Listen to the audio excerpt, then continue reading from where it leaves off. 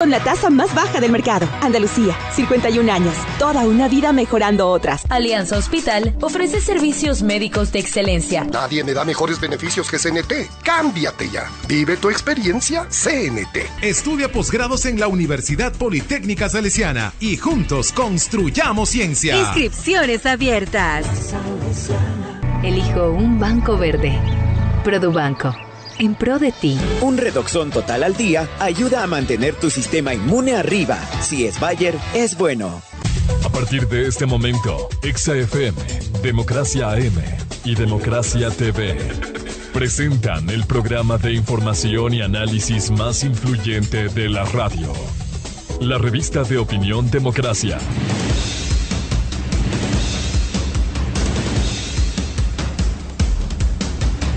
A esta hora, la revista de opinión Democracia presenta a Miguel Rivadeneira. Los protagonistas, las entrevistas, la búsqueda de la verdad.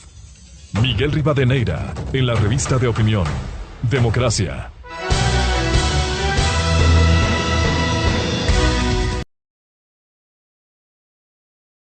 Ecuatoriano, un saludo cordial y afectuoso a los seguidores de la revista de opinión Democracia este lunes 27 de septiembre del 2021. Una semana importante cuya mirada está en la Asamblea Nacional debido al proyecto de creación de oportunidades que remitiera el viernes último oficialmente el presidente Lasso, que entregara en la Asamblea Nacional. Sin embargo, hasta hoy, lunes, esta mañana, no ha sido todavía calificado en el Consejo de Administración de la Legislatura, el CAL, que debe reunirse primero para calificar y luego que pase a la comisión respectiva. Hay una expectativa y una suerte de incertidumbre, dadas las diversas voces que se han escuchado. Y como el escenario está en la Asamblea Nacional, hay que decirlo claramente, al menos hay tres bloques en los que no se puede confiar. El correísmo, que busca el desbaratamiento aquí con su oposición, no quiere aquí que cuajen las soluciones, busca solo la oposición por oposición. Sabemos la actuación que tiene el correísmo y son 46 votos. Pachacutic, el otro sector que viene votando junto al correísmo, curiosamente luego de la persecución que recibiera durante los 10 años del gobierno nefasto del correísmo, y también el Partido Social Cristiano. Sabemos las líneas rojas que tiene de decir no más impuestos en el país. Esta es la línea de Jaime Nebot desde hace más de 20 años. Sin embargo, la pregunta es, ¿cómo financiar entonces si aquí se quiere atender lo social, la salud, la educación, la seguridad? Es un tema extremadamente complejo. La invocación que hacemos que ojalá haya sensatez, responsabilidad en la Asamblea Nacional, primero para calificar y abrir el debate, escuchar a los diferentes sectores y luego, si es del caso, hacer observaciones, hacer cambios para bien, para avanzar, pero no oposición por oposición. El país no va a ver bien eso si la Asamblea Nacional se pronuncia en ese sentido. Caso contrario, no habría salidas en el Ecuador y no queda más el uso de las herramientas constitucionales o la consulta popular o simplemente la muerte cruzada. Temas que son complejos, difíciles, no son fáciles de solucionar, porque además en el camino va a haber un desgaste en el país cuando la gran mayoría de ecuatorianos, alrededor del 70% de la población económicamente activa que no tiene un empleo pleno, añora, tiene angustias y dice que se solucione, que se encuentre salidas a esta difícil situación económica agravada por la pandemia. Por tanto, el escenario está en la Asamblea Nacional y se confía que haya responsabilidad. Qué difícil, sabiendo esa asamblea que se ha preocupado de contratos y de otros temas que no tiene mayor importancia en la solución de los acuciantes problemas que tienen los ecuatorianos. Vamos a iniciar esta jornada de entrevistas en la revista de opinión Democracia con la bienvenida a Comunicación Ecuatoriana el asambleísta Diego Ordóñez de Creo, el presidente de Izquierda Democrática Guillermo Herrera y el colega periodista, reconocido periodista Jorge Ortiz García. Quisiera empezar con Diego Ordóñez. Bueno, ¿cuál es la expectativa? Vamos a empezar más adelante con Diego, con Guillermo Herrera. ¿Cuál es la expectativa que tiene Izquierda Democrática para afrontar este gran desafío de buscar salidas, buscar soluciones, que es lo que quiere el país, soluciones frente a temas tan complejos como la falta de empleo? Muy buen día a Guillermo Herrera. Muy buenos días, un saludo cordial, Miguel, al señor Ortiz, al señor Ordóñez también. Bueno, creo que ha llegado la hora precisa para demostrar que los sectores políticos del país tienen la capacidad de diálogo, tienen la capacidad de acuerdos. Precisamente de este tema reflexionábamos con las autoridades políticas del gobierno, reflexionábamos con los dirigentes nacionales de Pachacutic y les proponíamos que identificar al menos unos 3 temas fundamentales para el país, para que cediendo posiciones del gobierno y de las organizaciones políticas podamos impulsar las tareas fundamentales del país. En teoría se oye muy bien, en la práctica es más complicado, pero es el camino que debemos hacerlo. Estábamos esperando la propuesta tributaria del gobierno porque creemos que financiar el presupuesto del Estado y sentar las bases para un crecimiento económico es urgente para el país. Sin embargo, sí nos ha llamado la atención que en la propuesta del gobierno se pongan también en la misma propuesta temas laborales, se reforme una cantidad importante de leyes, solo por citar una reflexión, será tal vez la iniciativa, el deseo del gobierno que este tema sea rechazado en la Asamblea.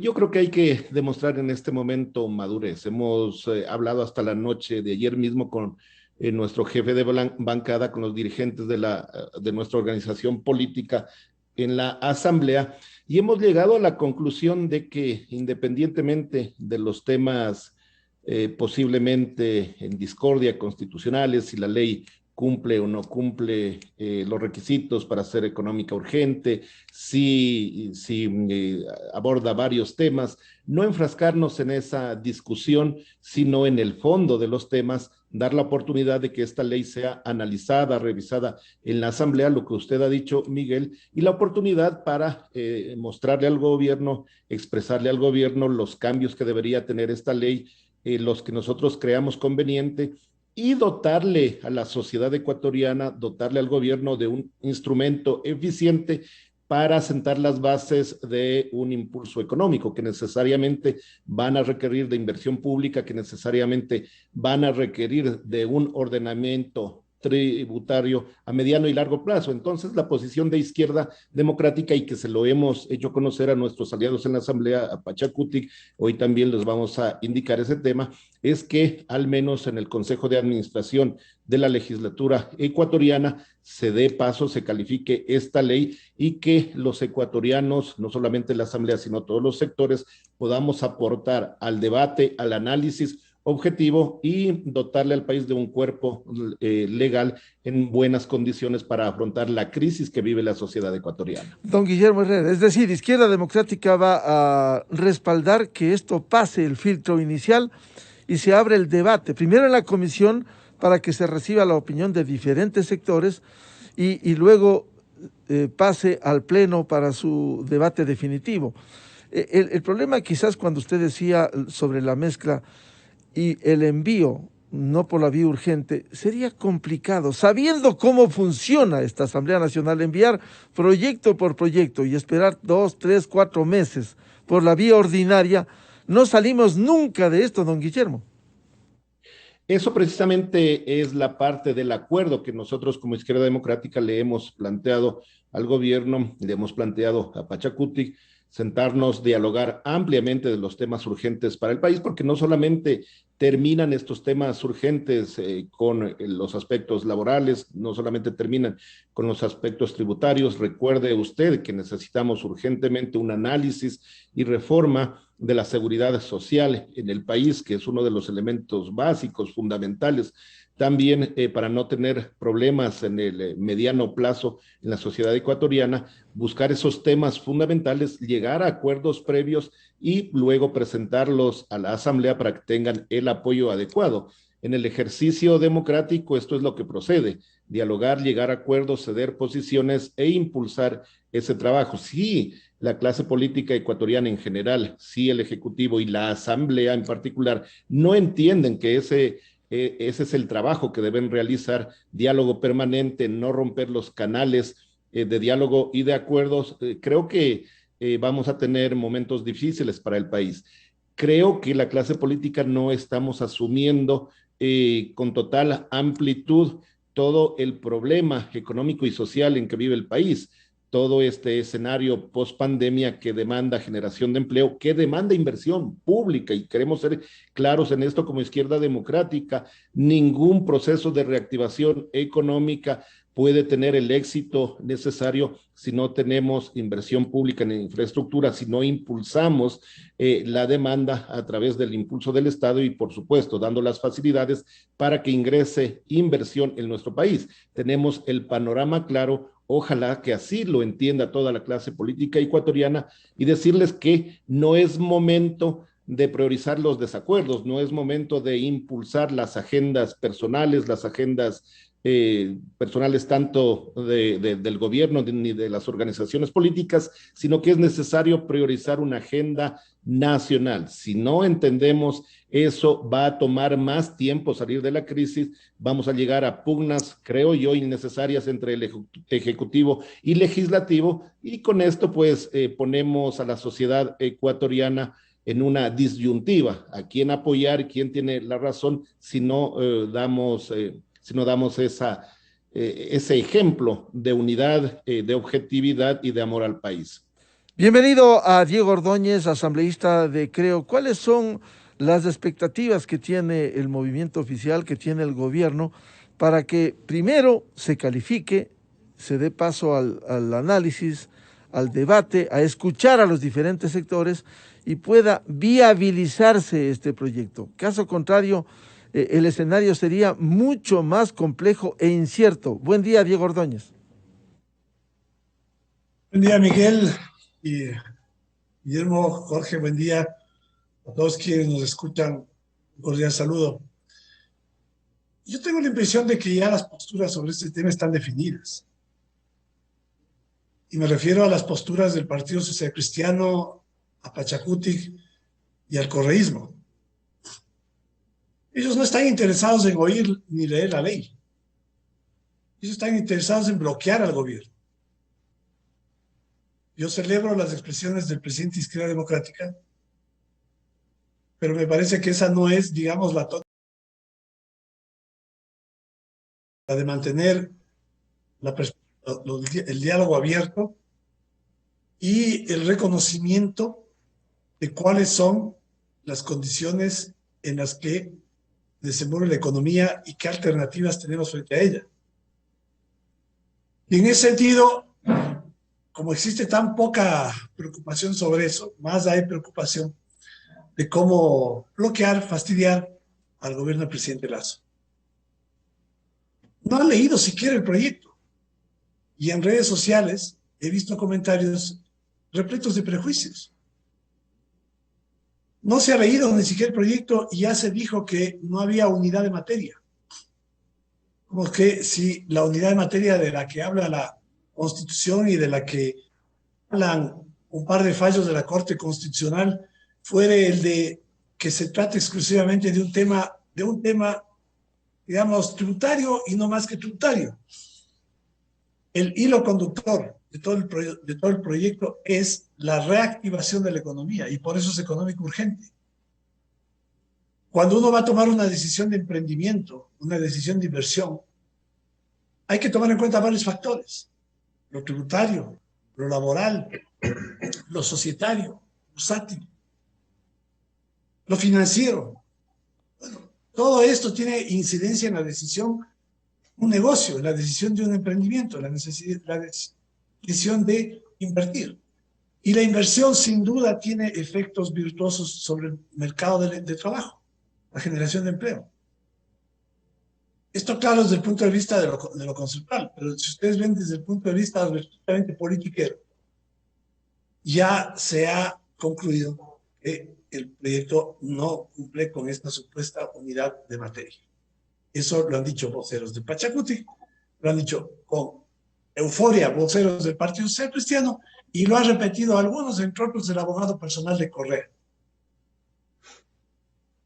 Yo aspiro que esto, a lo que me estoy refiriendo en este momento, cambie ahora que se reúne el Consejo de Administración Legislativa y se apruebe o se rechace esta ley. Yo espero que se apruebe, precisamente porque creo que hay que darle oportunidad al país de debatir este texto.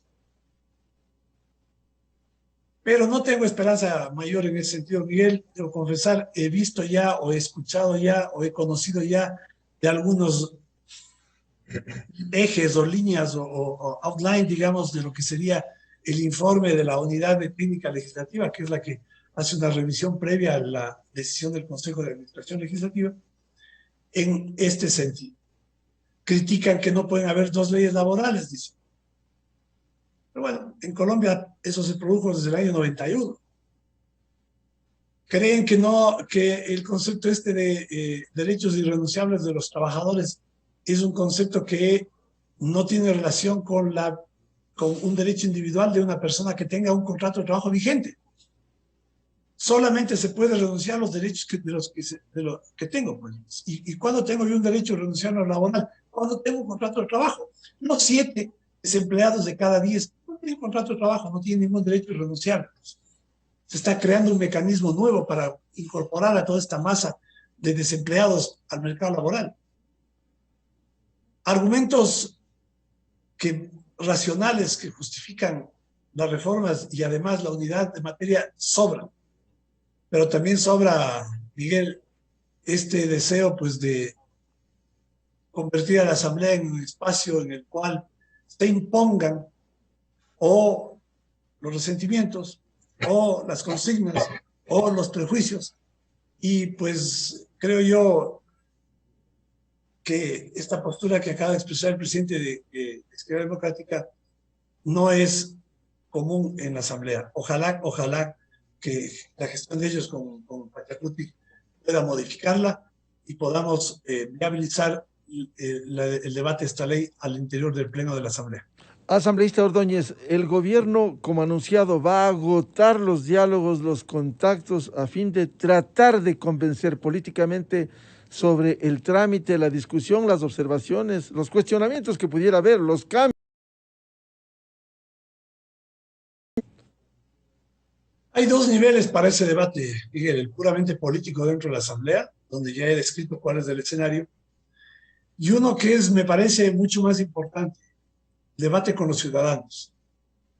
Esa ciudadanía que mayoritariamente, abrumadoramente, tiene optimismo por el futuro del Ecuador, esa ciudadanía que abrumadoramente cree en la palabra del presidente Lasso, esa ciudadanía debe ser también la contraparte y más importante en este debate, en este proceso de persuasión, de convencimiento de que esa es la vía que el Ecuador necesita para abandonar ese modelo estatista, ese modelo empobrecedor, ese modelo despilfarrador y corrupto del correísmo, y tener un modelo que garantice el emprendimiento, la iniciativa, el espacio propicio para que todos aquellos que tenemos alguna iniciativa, esa iniciativa la podamos desarrollar.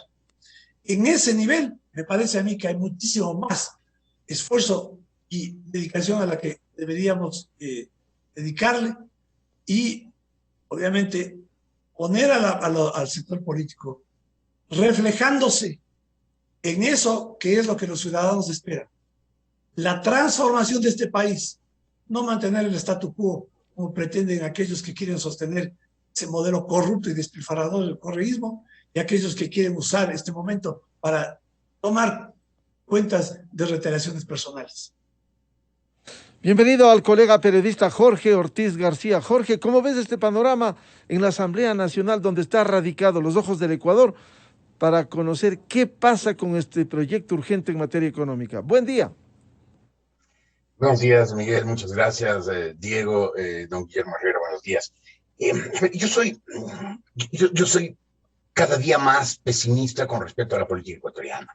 Me parece que que ha sido abrumadoramente copada por gente ignorante, mediocre y de mala fe. Y el recinto de la Asamblea Nacional es el epicentro de esas tres condiciones: ignorancia, mediocridad y mala fe. Me resulta difícil encontrar una asamblea más repleta de gente sin ninguna capacidad, ninguna, para la labor que están desempeñando, con unas muy pocas excepciones, muy pocas excepciones. Y en ese sentido creo pues que el proyecto irá a la asamblea, si es que logra, lo cual por lo que le oigo a Diego va a ser difícil que pase el primer filtro, el del CAL. Si llega al pleno, volverá a caer en los juegos típicos de una asamblea llena de gente, insisto, ignorante, mediocre y de mala fe. Yo me quisiera preguntar, a ver, ¿qué quieren? ¿Qué quieren? A ver, veamos este proyecto rechazado 3 meses a hoy. Ya habremos llegado, estamos al borde de 6 millones de personas sin un empleo formal, habremos llegado a los 6 millones de personas sin un empleo formal, habrá aumentado el hambre, la economía no se habrá reactivado y empezarán los brotes de violencia. Hay sectores que están preparando una asonada contra Quito, pero como la que fue contra Quito en octubre del 19, hacerla nacionalmente. Y seguramente a finales de año o a comienzos del próximo tendremos en ese ambiente de rechazo de ese proyecto, de aumento del desempleo, pues unas condiciones extraordinariamente propicias para ese estallido. ¿Cuál es la otra opción? Que aprobáramos esta ley. Yo no voy a discutir si es buena o mala, no es mi tema. Creo que hay especialistas, hay gente que sabe mucho, que habrá leído minuciosamente los 335 artículos, las 11 disposiciones generales, las 15 disposiciones transitorias y podrá dar una evaluación redonda del tema. Seguramente entre quienes han leído esa ley por completo no hay ni un solo diputado, ni uno solo. Pero en fin, la aprobamos. Ahí habrá motivo para hacer oposición al gobierno, respaldarlo. Los partidos que se mueren de ganas de obstruir al gobierno y de tumbarlo, ahí tendrán motivo, decirle aprobamos la ley y esta ley no funciona, la economía ecuatoriana no recapacita, el gobierno eligió el mal camino. O poder decir, señores, qué bien, vamos adelante, ese es el camino, olvidémonos del modelo anterior que evidentemente no funcionaba y que nos llevó a estos 6 millones de desempleados y sobre todo a la desesperanza. Pero habrá alguien en el Congreso, contadas las venturosas excepciones, que habrá reflexionado así. Porque yo veo, por ejemplo, lo oigo a don Guillermo Herrera y digo que bien, esta es una posición racional, pero no es la posición de la izquierda democrática. Ahí hay una tendencia muy clara. La izquierda democrática fue por silencio y omisión una gran cómplice del correísmo, no que no es la posición ciertamente del correísmo. El correísmo quiere tumbar al gobierno y tumbarlo pronto porque Rafael Correa se muere de desesperación por volver y retomar el poder y sobre todo ejercer sus venganzas. Se le nota a él y a sus acólitos cada vez que hablan. Y tampoco es la posición de Pachacuti, que se ha olvidado, como dijo Diego, de los años de retaliación, como dijiste tú, Miguel, de los años de retaliación, de persecución, de apaleamiento durante el correísmo y ahora están aliados de hecho. Y tampoco es la posición del Partido Social Cristiano, que ha caído en el peor de los caudillismos, porque a mí me parece claro que el partido y la mayor parte de sus dirigentes y todos sus militantes tienen unas formas de ver el mundo que coinciden, que convergen inmensamente con las del partido de gobierno y con el gobierno de Guillermo Lasso y con sus propuestas. Pero hay una persona, Jaime Nebot, que tiene, sus razones habrá, una animadversión insalvable frente a Lasso. Lo odia, a lo mejor se odian mutuamente y a lo mejor hasta hay motivo para que se odien. pero no lo sé. Pero el odio personal de Nebot contra Lasso, del cual yo he hablado ya desde hace tal vez año y medio, y al principio lograba unas risitas de escepticismo diciendo se le fue la mano en sus cálculos. No puede ser que esa animadversión, que ese odio de Nebot hacia Lasso, o recíproco, influye en temas públicos, influye en temas políticos que nos afectan a todos los ecuatorianos.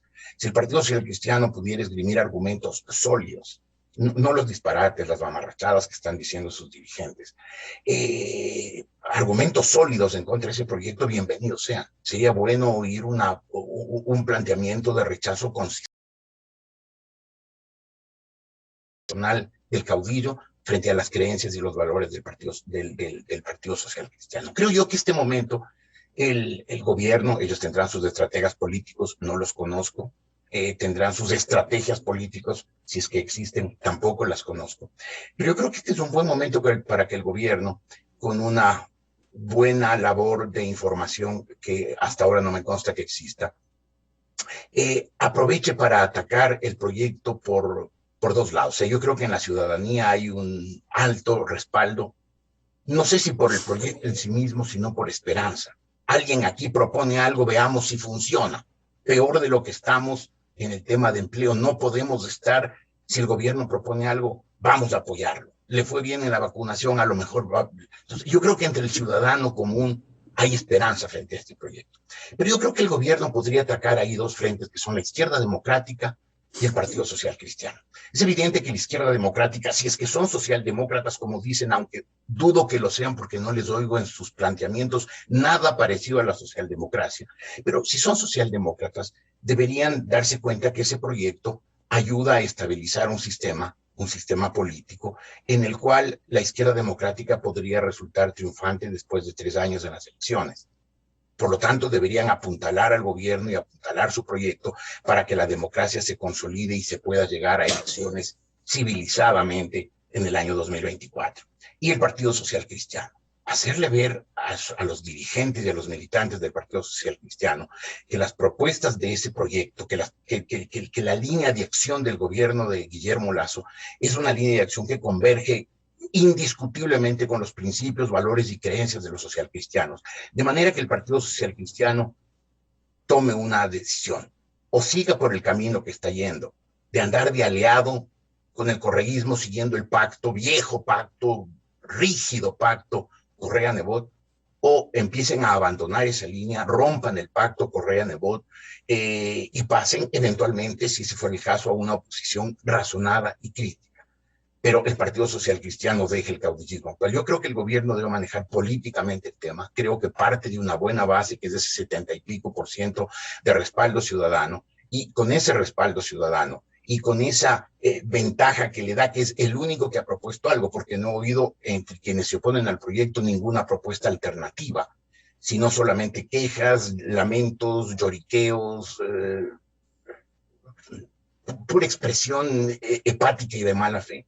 Pues yo creo que ese es el momento para que con ese 70%, 70 y pico % de respaldo, con esa base, el gobierno de Guillermo Lasso difunda esos principios, no solamente el contenido específico de la ley, sino la idea, el concepto general de esa ley, de manera que se vulnere esa posición recalcitrante, torpe, peligrosa, dañina de un sector de la izquierda democrática y de todo el Partido Social Cristiano, para tratar de conseguir un apoyo incluso político, no ciudadano, ya lo tiene, político más amplio. Jorge, siendo pragmático y sabiendo el comportamiento del líder del Partido Social Cristiano, lo último que señalaba Jorge Ortiz, ¿no ve difícil en la práctica convencer cuando ni siquiera ha cumplido los 4 meses el presidente? Él ya reclamó la semana anterior por qué no se cumplen, más allá del plan de vacunación, es decir, ha minimizado con mayor razón este proyecto al que lo ha tildado el viernes último de que no debe aprobarse. A ver, creo que alguna esperanza hay. No soy un tipo extraordinariamente informado porque ya dejé el periodismo activo hace 11 años, pero sí sigo el método deductivo al estilo de Sherlock Holmes, ¿no? Y yo creo que usando ese método deductivo, habría que llegar a la conclusión de que cuando el Partido Social Cristiano decidió firmar el acuerdo para apoyar la candidatura de Guillermo Lasso, lo hizo porque todos los, en términos de españoles diríamos, los varones del Partido Social Cristiano, es decir, los líderes, los jefes intermedios del Partido Social Cristiano, lo presionaron a Nebot. Incluso tengo entendido que hubo incluso alguna amenaza, algo así como: Jaime, si no cambias de posición, nos desafiliamos. Si persistes en la candidatura sin rumbo de Cristina Reyes para chimbar a Guillermo Lasso, habrá que irse. Y lo forzaron a Jaime Nebot a firmar ese acuerdo. Y tan lo firmó en contra de sus instintos, que dejó constancia en el acuerdo de que subsisten las divergencias políticas y personales. Entonces yo creo que si esa vez lograron presionarle a los líderes socialcristianos, a Nebot, para que apoyara a Lasso, yo creo que deberían, y espero que lo hagan, volver a presionarlo para que abandone su pacto personal con Rafael Correa, y permita al Partido Social Cristiano que trabaje en la línea que siempre ha tenido el Partido Social Cristiano desde 1953, cuando lo fundó el presidente Camilo Ponce. Entonces, creo que hay donde trabajar, y yo creo que el antecedente, que es, insisto, deductivo, no tengo ninguna constancia de que en efecto haya habido esa presión contra Nebot, pero no veo otro camino, por eso deductivo, no veo otro camino para que Nebot haya cedido en su pacto con Correa para apoyar a Lasso. Entonces creo que si ocurrió una vez, debería ocurrir otra. Don Guillermo Herrera, ¿cuál va a ser la hoja de ruta de Izquierda Democrática en estos momentos, cuando el proyecto se encuentra para análisis y resolución del Consejo de Administración de la Legislatura CAL?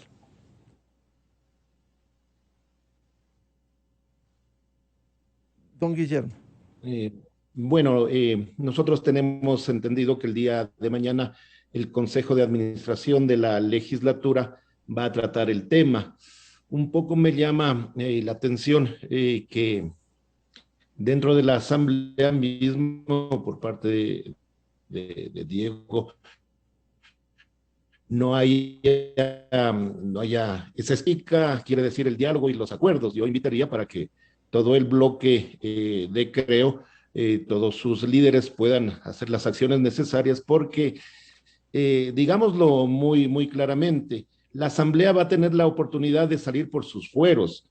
Va a ser interesante escuchar las posiciones de las diferentes organizaciones, darnos cuenta quienes no salen solamente de un marco extremista, puramente dogmático. Va a ser la oportunidad de mostrar que organizaciones políticas tienen una realidad o una visión objetiva, porque la crisis del país no está dimensionada adecuadamente. Entonces, creo que la peor tarea, hablando, si me permiten el término, el peor negocio, sería que la Asamblea niegue la posibilidad de discutir este proyecto de ley. Si la Asamblea niega esa posibilidad, creo que el escenario cambia, y las posibilidades que tendría el Ejecutivo es de enviar nuevamente un proyecto acondicionado a las observaciones que le ha hecho la Asamblea, o convocar directamente a una consulta, un tema que yo por el momento lo avisoro. Tal vez esa sea la estrategia del gobierno, tal vez por eso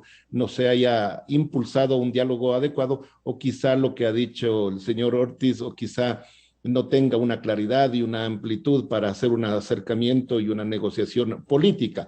Pero creo que en este momento es la oportunidad de que la Asamblea trate este tema. Nosotros nos hemos reunido el día de ayer, el día martes estamos listos para tener un taller con nuestros asambleístas para analizar ya los elementos en tema económico y laboral, para afinar nuestra posición, para dar los aportes necesarios a esta propuesta. Pero claro, esto pasará siempre y cuando el Consejo de Administración de la Legislatura tenga los votos suficientes para que la ley pase a una de las dos comisiones que posiblemente vaya a tratar el tema. Y creo que si se me permite, el gobierno debería tener una mayor capacidad de diálogo y de acción. Hemos identificado cuáles son las posiciones de las organizaciones políticas, incluso se ha mencionado con cuáles se podría tener éxito en uno u otro aspecto. Yo creo que ese es el camino. Nosotros no vamos a descansar hasta lograr ese objetivo, identificar los tres aspectos fundamentales, los tres leyes fundamentales que necesita el país, llegar a acuerdos en ese sentido, porque creemos que la política es el arte de lo posible. Nos quedamos con ese concepto. Podremos ser soñadores, pero hoy es la oportunidad de que las organizaciones políticas no solamente de palabra digan lo que piensan, sino demuestren en los actos, demuestren en los hechos. Entonces, como Izquierda Democrática, impulsaremos la tarea para que este proyecto sea conocido, para que sea discutido en la comisión, para que se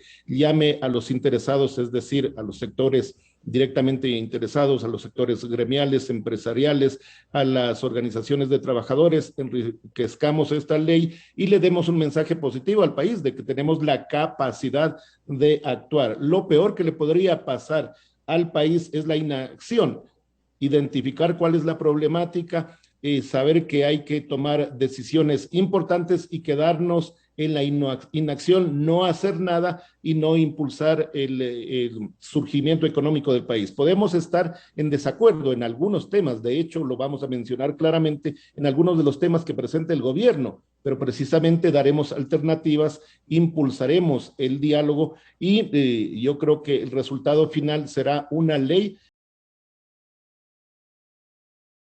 sectores, pero repito, lo peor es quedarnos en la inacción, hacer un poco de lo que hizo el gobierno anterior, no tomar las acciones adecuadas, no hacerlo a tiempo, y eso sí sería un costo grave para la sociedad ecuatoriana. Es decir, don Guillermo Herrera, Izquierda Democrática está dispuesta a contribuir en esta hora compleja, difícil, para buscar salidas, más allá de que al proyecto se lo puede hacer observaciones, incluso cambios, aportar, pero no decirle no porque no. Mire, no decirle no porque no, y tampoco decir sí porque sí, sí porque el gobierno tiene alta popularidad, sí porque no es buen negocio negarla, no, hacer un análisis serio, objetivo, técnico de este tema a través de nuestros asambleístas, a través de la vocería del partido, pero hacer un análisis serio, decirles sí apoyamos estos temas porque son fundamentales y observamos estos y cambiamos estos temas porque van a tener un impacto negativo. Ese es el procedimiento que nosotros queremos para el país. Debe estar el Ejecutivo y fundamentalmente debe estar la Asamblea trabajando en este tema.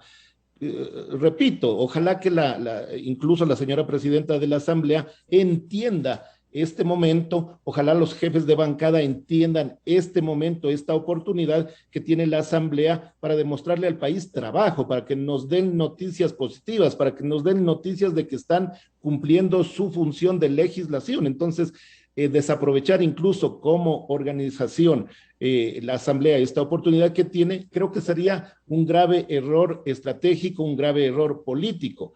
El señor Ortiz ha dicho que no tiene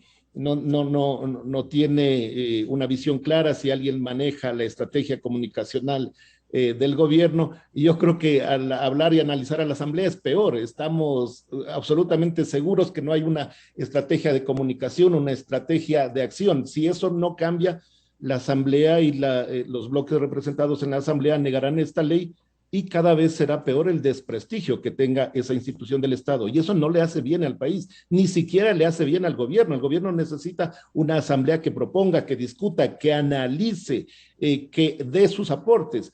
Si no logran, no se logra tener esta visión adecuada, pues no vamos a llegar a ningún lado. Bueno, pero Izquierda Democrática dará su voto en el CAL para que pase y se debata, no aprobar como usted dice, sí porque sí, pero sí analizarlo, añadirlo, cambiarlo algo, pero dar paso a esto que demanda el Ecuador. Sí, lo peor, repito, lo peor que podemos hacer es no tratar los temas urgentes del país. En la Asamblea es el ámbito, es la cancha adecuada para tratar estos temas, para aportar, para discutirlos, para analizarlos, incluso para no llegar a acuerdos, pero hay que dar la oportunidad de que se traten estos temas. El gobierno los ha presentado, veamos si su estrategia también, o parte de su estrategia será que lo rechacen en la Asamblea, pero creo que lo adecuado para el país, mirando desde eso,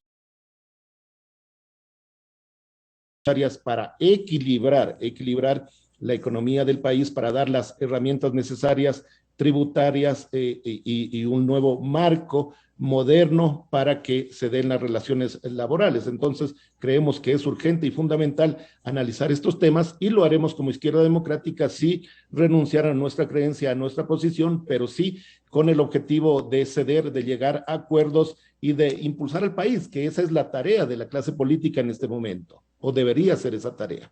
Asambleísta Diego Ordóñez, el gobierno, sus acciones, su movimiento político para lograr convencer, especialmente a los bloques que están abiertos a esto. Sabemos la posición extremista que hay del correísmo y especialmente Pachacuti. Decía Jorge, conversar con el Partido Social Cristiano para tratar de convencer esto. ¿Cuál va a ser la acción inmediata, urgente del gobierno y del movimiento, creo, en la Asamblea? Para definir una estrategia es fundamental tener un diagnóstico de la realidad, claro, cómo está el escenario, cómo se ubica cada parte en ese escenario. Y esto me parece a mí que ya está claro. No es una asamblea nueva, ya lleva 3 o 4 meses en funciones. Y es este tiempo el que ha servido para tener claro cómo operan, qué piensan, qué hacen. Y quisiera tomar como ejemplo el último debate sobre el presupuesto del Estado. El presupuesto, ni siquiera el presupuesto del año 22, el prorrogado, vigente para 4 meses, que se discutió hace pocos días. En ese debate se ratificó lo que yo decía hace un momento. Jorge lo ha subrayado. ¿Cuál es la postura del Partido Social Cristiano? En el debate fue el asambleísta Confle, por eso dudo de aquella posibilidad que Jorge plantea en el sentido de que los varones le convenzan al caudillo. ¿Cuál fue la postura de Confle? Confle, presidente de la Federación de Cámaras de Industrias, empresario, hombre de fortuna, de una familia muy, muy adinerada, diciendo que el presidente de la República prefiere, literal, matar a los pobres por pagar la deuda. Yo me pregunto cómo Kronfle y Nebot también, porque ha dicho lo mismo, Nebot dijo lo mismo, que el gobierno prefiere pagar la deuda. ¿Cómo manejarían sus negocios con los bancos? No pagaban las deudas. Si se necesita refinanciar un crédito, ¿cómo pagan? ¿Cómo refinancian? Hay que pagar, pues. Esto, dicho por alguien del correísmo o por alguien de la izquierda extrema, es una irracionalidad. Máxime, en el caso que lo diga alguien que supone que en su vida de negocios debe haber tenido que pagar muchas veces deudas y no decir que ahora el gobierno, al plantearse la necesidad de tener una buena relación con el mundo internacional que le permita flujos para financiar ese abultado déficit fiscal, está priorizando la deuda frente a la vida. Esta ha sido una muletilla de la izquierda extrema. Bueno, la repitió Kronfle el día en que se discutió el presupuesto. Pero esto no sería solamente lo importante. Más que eso, es que de ahí en adelante todos quienes hablaron de Pachacuti y del correísmo dijeron exactamente lo mismo. Tal cual habrían distribuido entre todos ellos un guión. Si ese es el escenario, entre aquellos que suman la mayoría de la Asamblea, bueno, hay que preverlo, ¿no? Hay que preverlo, me parece a mí. Yo creo que siempre hay, la esperanza se dice es lo último que se pierde, ¿no? Que de pronto pues haya una epifanía, ¿no?, en la Asamblea y estos grupos entiendan aquello que el presidente de Izquierda Democrática ha expresado debería la clase política comprender en relación con la situación que vive el país y las salidas que el Ecuador puede tener. Pero parece a mí que, por lo menos, a partir de la experiencia de lo que ha sucedido en estos meses, y haciendo, digamos, un pronóstico educado con esos antecedentes, yo puedo prever que estas posturas radicales, ¿no?, inflexibles, dogmáticas, se mantendrán al interior de la Asamblea. Por más esfuerzo de persuasión que haga el gobierno, por más esfuerzo de racionalidad que se haga, es imposible, es imposible. Vuelvo al caso del presupuesto. Se ha dicho una y varias veces que hay que comparar los datos del presupuesto del año 21 con el presupuesto codificado del año 20 para establecer si hay incremento o no en los sectores de gasto.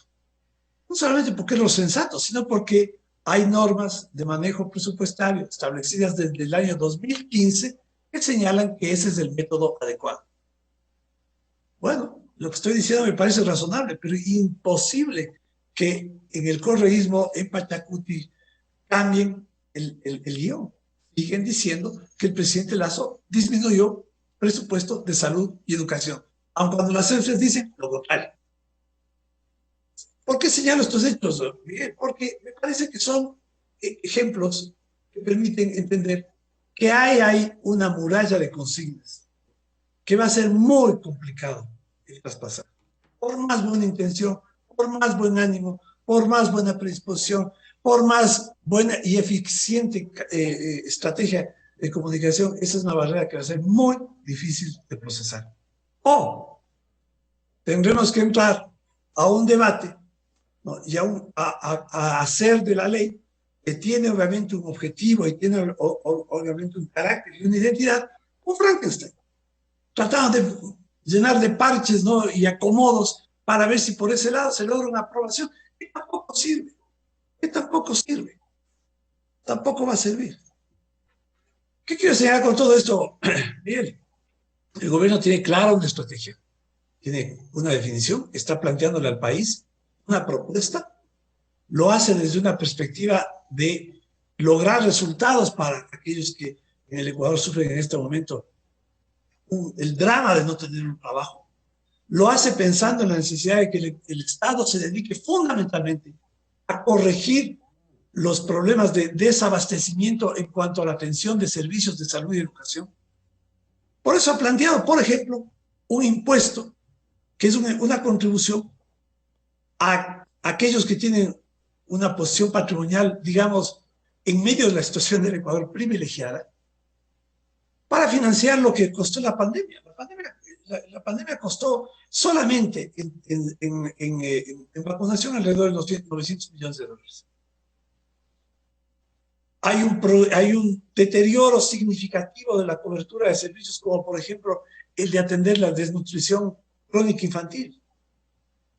Bueno, todo esto se necesita financiar, que no es, digamos, justo que sectores de la sociedad paguen porque durante el gobierno de Correa se robaron los fondos de ahorro que pudieron haber ayudado a cubrir esos egresos.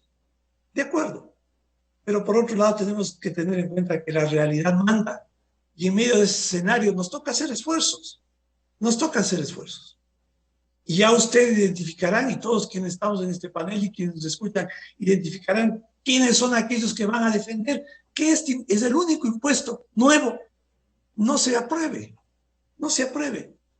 Como decía el presidente Lasso cuando entregó este proyecto en la Asamblea, por más que hayan declaraciones notariales, en ese sentido, hay que reconocer que en un momento hay que tomar decisiones de este estilo que incluso pueden estar fuera de ciertas convicciones ideológicas, pero que son necesarias. Yo señalaba hace unos días en mi cuenta de redes sociales que las ideas deben tener un permanente debate con la realidad, porque si las ideas no se debaten con la realidad, terminan siendo dogmas. Y en este momento hay que tener las ideas claras, pero también hay que tener la sabiduría de reconocer las circunstancias. Y eso está haciendo el gobierno. Y por eso ha propuesto algo que puede estar incluso, como señalo, fuera de su de sus convicciones ideológicas, como es la creación de impuestos.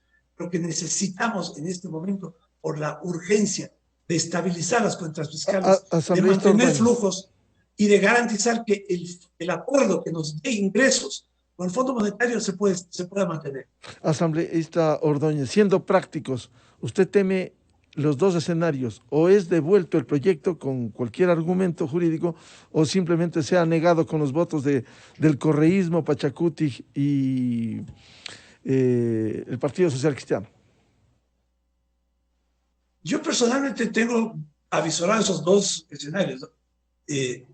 No les temo a esos escenarios, simplemente avisorados, porque frente a eso también hay respuestas políticas, porque es lo que le interesa al país y al gobierno, que este proyecto de transformación avance. No solamente tiene que ver con la ley, tiene que ver con muchos otros temas en lo político, en lo institucional, que son aquellas transformaciones que el Ecuador necesita y que tienen que avanzar. Y en eso el gobierno tiene clarísimo los caminos que debe seguir para lograr esa transformación. Las respuestas políticas en ese escenario será o consulta o muerte cruzada. Vamos por tiempos, veamos primero qué pasa en la Asamblea, y obviamente hay siempre las opciones que están previstas en la Constitución para dar salida a un bloqueo político que impida que este proceso de transformación avance.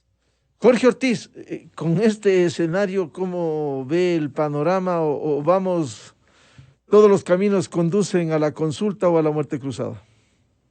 Yo creo que todos los caminos conducen a la consulta y creo que el gobierno le hará bien al gobierno y le hará bien al país ir a una consulta para que sea finalmente el soberano el que decida. Por eso me parece muy importante que el gobierno trabaje mejor en la política y trabaje mejor en la comunicación, de manera que no se encuentre el gobierno y el país con un resultado grave en esa consulta.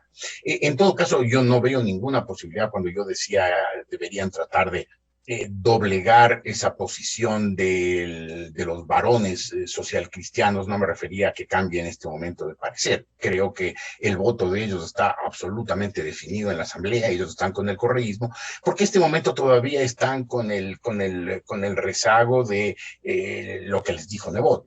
Lazo es un hombre sin palabra que hizo un acuerdo y lo rompió. Y entonces ven que yo tenía razón y ellos tendrán que decirle, sí, jefe, como usted diga, vamos a votar. Pero a la larga, como pasó en la rebelión para la candidatura, para el apoyo a la candidatura de Lazo, yo creo que ese es un trabajo que hay que hacer a mediano plazo, igual me parece en la izquierda democrática.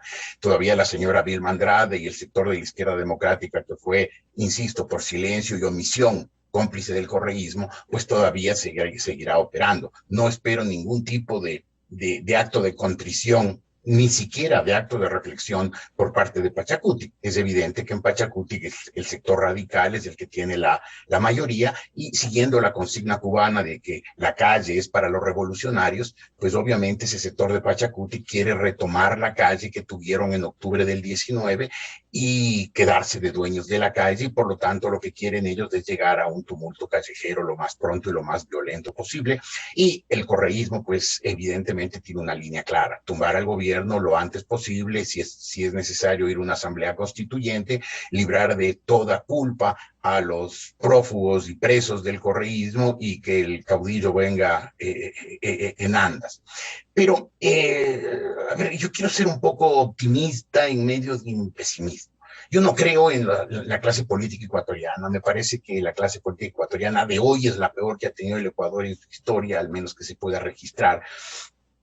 Pero sí tengo esperanza en la gente del Ecuador. El Ecuador, en medio de todas las turbulencias y todas las convulsiones que ha tenido a lo largo de su historia, desde que nos separamos de la Gran Colombia en mayo de 1830, ha tenido muchas dificultades, muchos problemas, pero por ejemplo no hemos llegado a una guerra civil así larga, duradera. La guerra de los 4 días no se puede llamar una guerra civil del nivel de otros lugares, ni hemos tenido demasiados actos de violencia callejera, de muchos muertos. Ha habido algunas represiones, por supuesto. Este es un país que en el fondo tiene una especie de sabiduría o de instinto de supervivencia que le permite salir. Hace 100 años, en 1921, el Ecuador estaba, como el mundo entero, afectado por el coletazo económico terrible de la Primera Guerra Mundial y de la epidemia de gripe española. Y mientras muchos países se hundieron, el Ecuador lo que hizo fue sabiamente avanzar, si se quiere, instintivamente o por inspiración de unos pocos, a terminar la era liberal que había empezado en 1895 con la Revolución de Alfaro, y en 1925 hubo la Revolución Juliana, y al año siguiente, cuando le entregaron el poder al doctor Isidro Ayora, el doctor Isidro Ayora metió al Ecuador en el siglo XX. El Ecuador entró en el siglo XX a partir de 1926, cuando empezaron todas las reformas de la misión Kemmerer y todo lo demás, que le permitió al Ecuador convertirse a tener un Estado moderno. Y de alguna manera pasó lo mismo después de la Segunda Guerra Mundial, que también devastó la economía del mundo y que hizo que muchos países cayeran en una situación de verdadera desesperación. El Ecuador, que había tenido enormes turbulencias después de que tuvimos que firmar el protocolo de Río de Janeiro, pues en 1948, 3 años después de terminada la guerra, el Ecuador, o tal vez desde 1947, con la presidencia del doctor Carlos Julio Arosemena Tola, el Ecuador entró en una época de estabilidad y prosperidad que duró 15 años hasta el golpe militar de 1963, en que después de Arosemena vinieron los presidentes Plaza, Velasco, Ponce y otra vez Velasco, y el Ecuador dio un salto hacia adelante, dio un salto económico hacia adelante. Empezó el boom del banano que reemplazó al cacao, que estaba en un momento de declive. Y creo que con esos dos antecedentes podemos esperar lo mismo, que después de esta catástrofe, como fue la Primera Guerra Mundial, como fue la Segunda Guerra Mundial, como fue la pandemia, o sea, después de una catástrofe así que tiene a las economías del mundo tan paralizadas, tan heridas, tan sangrantes como las dos primeras guerras, yo creo que podemos esperar que el Ecuador salga, que el Ecuador, la gente, el Ecuador profundo que decía el doctor Velasco, encuentre las energías y por encima de estos políticos torpes, mediocres, ignorantes, de mala fe, que hacen lo posible por complicarle la vida al país, el Ecuador salga. Y yo creo que habrá las presiones sociales, la energía social suficiente para que el Ecuador encuentre un camino hacia adelante. Este momento, nos guste o no nos guste, el camino propuesto, el camino abierto es el del gobierno. El presidente Lasso ganó y ganó contra muchas tendencias en contra, inclusive contra la propia falta de instinto político y de intuición política del presidente Lasso. Ganó el presidente Lasso. Él es el presidente de la República y él está planteando un proyecto. Eso es lo que hay. Eso es lo que tenemos. No se ha presentado un proyecto alternativo. Ha habido quejas, lamentos, lloros, quejidos, imprecaciones, insultos, pero no ha habido una propuesta alternativa. Esa es la que tenemos. Vamos con esa. Vamos con esa hasta que falle y nos demos cuenta que estemos equivocados o nos demos cuenta como país que hemos acertado e insistimos en ella, en una liberalización de la economía para que el Ecuador por primera vez tenga un régimen aceptablemente liberal o parecido al liberalismo que libere las energías sociales. Yo creo que yo soy optimista en eso, no en los políticos, no creo en ellos. Cada vez, mientras más los conozco, como se decía en los relatos de Julibert, mientras más conozco a los hombres, más amo a mi caballo. Yo diría, mientras más conozco a los hombres de la política, a los hombres y mujeres de la política, menos confianza y menos apego les tengo. Pero sí creo en las energías sociales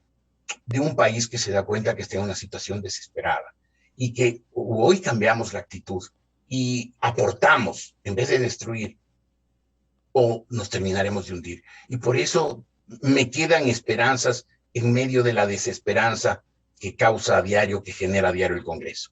Ojalá esas esperanzas se traduzcan en realidades en el escenario que está hoy con este proyecto de ley urgente en materia económica en la Asamblea Nacional. Seguiremos hablando sobre el tema político. Al presidente de la Izquierda Democrática, Guillermo Herrera, al asambleísta de Creo, Diego Ordóñez, y al colega periodista Jorge Ortiz, muchas gracias por el aporte y la ilustración que han dado esta mañana. Muy buen día. Muy amable. Gracias. Muy buen día. 7:29 minutos en el territorio continental ecuatoriano. En la revista de Opinión Democracia, luego del análisis político de este proyecto de ley, vamos a pasar a un debate económico. Y luego de la pausa publicitaria, tenemos previsto un diálogo con el exministro de Economía, Mauricio Pozo, el presidente del Colegio de Economistas de Pichincha, economista Santiago García, y el secretario técnico del Observatorio de la Política Fiscal, economista Jaime Carrera. Miguel Rivadeneira en la revista de Opinión Democracia. El 84% de quiteños opina que